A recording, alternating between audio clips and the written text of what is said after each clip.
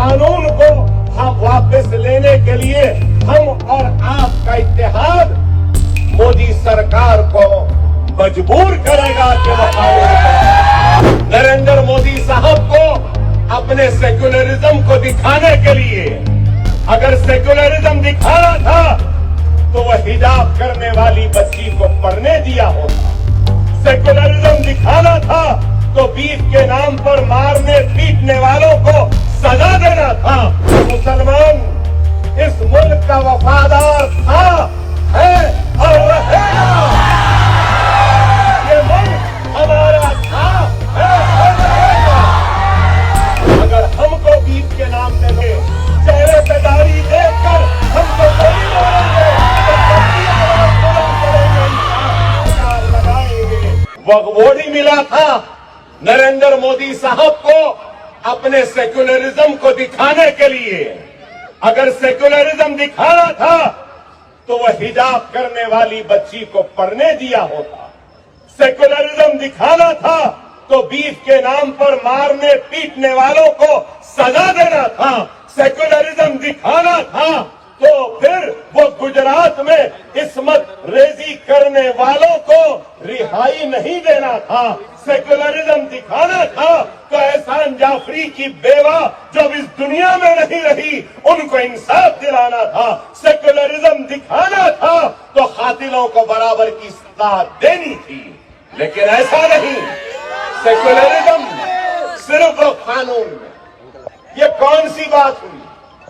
अब ऐसा हाल हो गया है, अगर मैं मोटी बात में समझाना चाहूं तो ऐसा हो गया है कि मेरे बाप ने, मेरे दादा ने, मेरे परदादा ने, मेरे सगरदादा ने मेरी औलाद के लिए, आने वाली औलाद के लिए कुछ जमीन जायदाद घर देकर गए। अब वो मेरा इख्तियार है कि मैं जैसे चाहे चला लूं। मेरे बाप की जागीर है, मेरे दादा की जागीर है, मेरे सगरदादा की जागीर है। मगर ये क्या कह रहे हैं? नहीं, इसको ऐसा नहीं चलाना, इसको वैसा चलाना। अरे बाबा, देने वाले कौन है? देने वाला मेरा बाप है, मेरा बाबा है, मेरा सगरदादा है। मतलब यही है, आज जिस तरीके से वक्फ बोर्ड और आखाफी जमीन में मदाखलत हो रही है, कल के दिन यही होगा कि अगर आपके बाप दादा ने आपको घर देकर गए हैं तो ये लोग बोलेंगे कि नहीं, तुमको घर चलाना नहीं आ रहा, हम तुम्हारे घर को चलाएंगे। ऐसा ही हो गया है, यही है। अरे आप गौर करिए, खुदारा बहुत सी बातें, बहुत सी चीजें हैं कहने की, सुनने की, रखने की, लेकिन वक्त मुझे इस बात की इजाजत नहीं दे रहा है। मैं आपसे यही कहूंगा कि वक्त और हालात की नजाकत को समझो। खुदारा इंतशार और मुंतशिर मत रहो। खुदारा मुनज़्ज़म हो जाओ, मुत्तहिद हो जाओ। अगर आज हम मुनज़्ज़म नहीं होंगे, मुत्तहिद नहीं होंगे, तो फिर हमारे हुकूक हमारे हाथ से जाते रहेंगे। मैं ये भी बात कहूंगा कि आने वाले कल में अगर एक्स्ट्रा सिविल कोर्ट को नाफिज करने का इनका एक इरादा है और उसके तरफ ये बढ़ रहे हैं, तो इस बात पे भी ताज्जुब नहीं होगा कि अक़लियतों को जो दस्तूर में दफे 29-30 के तहत अक़लियतों को जो इख्तियारात दिए गए हैं, आने वाले कल में वो एक कानून के जरिए इन इख्तियारात को भी खत्म करेंगे, छीन लेंगे और अक़लियती इदारों को भी खतरे में डाल देंगे, तालीमी इदारों को। अरे इनकी एक साजिश है जिसके जरिए वो ये चाहते हैं कि यहाँ पर एक नफरत की सियासत को आगे बढ़ाएं और हमको और आपको इन नफरतों का शिकार होना नहीं है। ये मैं कहना चाहता हूं।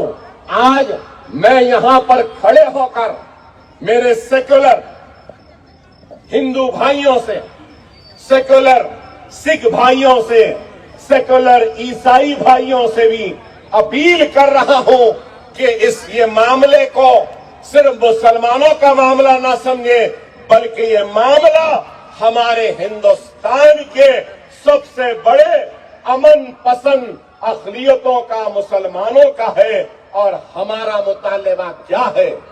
ये कानून के खिलाफ हमारी लड़ाई है, तो ये लड़ाई दायरे दस्तूर में है, जमहूरी अंदाज में लड़ेंगे। हम दस्तूर के दायरे में रहते हुए, कानून के दायरे में रहते हुए अपनी लड़ाई लड़ रहे हैं। और ये लड़ाई किसके लिए लड़ रहे हैं? लड़ाई हम इस लड़ाई के जरिए दस्तूर में जो हक, जो इख्तियार जो मुसलमानों को दिया गया है, उसका मुतालबा कर रहे हैं। दस्तूर ने हर एक को बराबर का हक दिया, बराबरी का इख्तियार दिया, हर किसी को अपने मजहब पे चलने का इख्तियार दिया।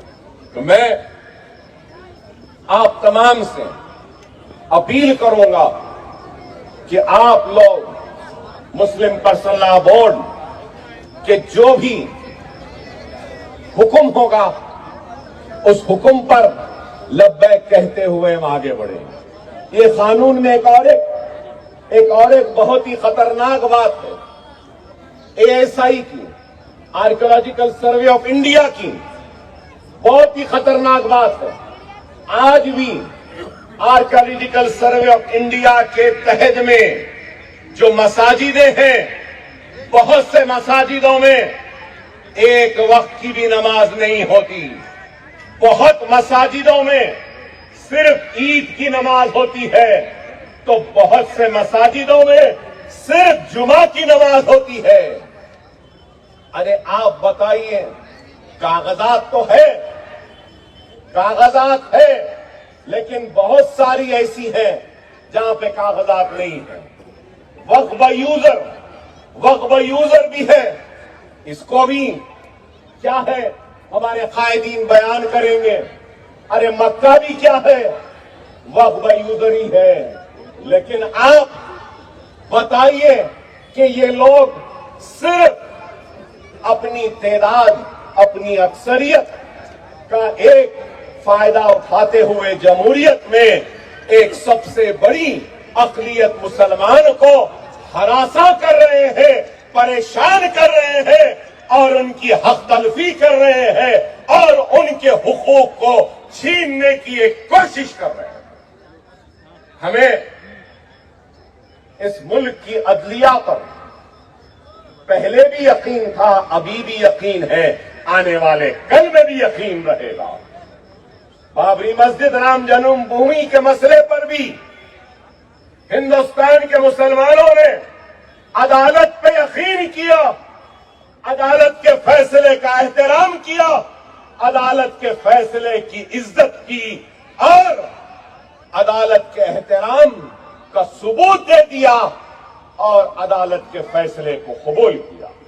वो अलग बहस है कि उस फैसले में क्या क्या बातें थी, उन तफसीलात में नहीं जाऊंगा, लेकिन ये कहना चाहता हूं कि मुसलमान इस मुल्क का वफादार था, है और रहेगा। ये मुल्क हमारा था, है और रहेगा। इस मुल्क को जब भी जरूरत पड़ेगी तो मुसलमान अपने सीनों को पेश करेगा और इस मुल्क की हिफाजत करेगा। लेकिन ये भी जरूर कहूंगा, हम अपने हक की लड़ाई लड़ने से पीछे हटने वालों में से नहीं है। हम अपने हक की लड़ाई लड़ेंगे, जरूर लड़ेंगे। अगर हमको बीफ के नाम पे लोचा गया, तब भी हम आवाज को बुलंद करेंगे। चेहरे पे दाढ़ी देखकर हम तो गोली मारेंगे, तब भी आवाज बुलंद करेंगे, इंसाफ की पुकार लगाएंगे। अगर हमारे बच्चियों को हिजाब के नाम पर تعلیم سے محروم رکھیں گے تو تب بھی احتجاج کریں گے. اگر رامزادے فلاں-زادے کہہ کے ہم کو ماریں گے, گالی دیں گے, تب بھی ہم اپنی آواز کو بلند کریں گے. وقف قانون کے خلاف آج بھی آواز بلند کر رہے ہیں, لیکن ہماری آواز, ہمارا احتجاج دستور کے دائرے میں رہے گا, قانون کے دائرے میں رہے گا, اور قانون کے دائرے میں رہتے ہوئے ہم اپنا احتجاج کریں گے اور اپنے مقصد کو حاصل کریں گے.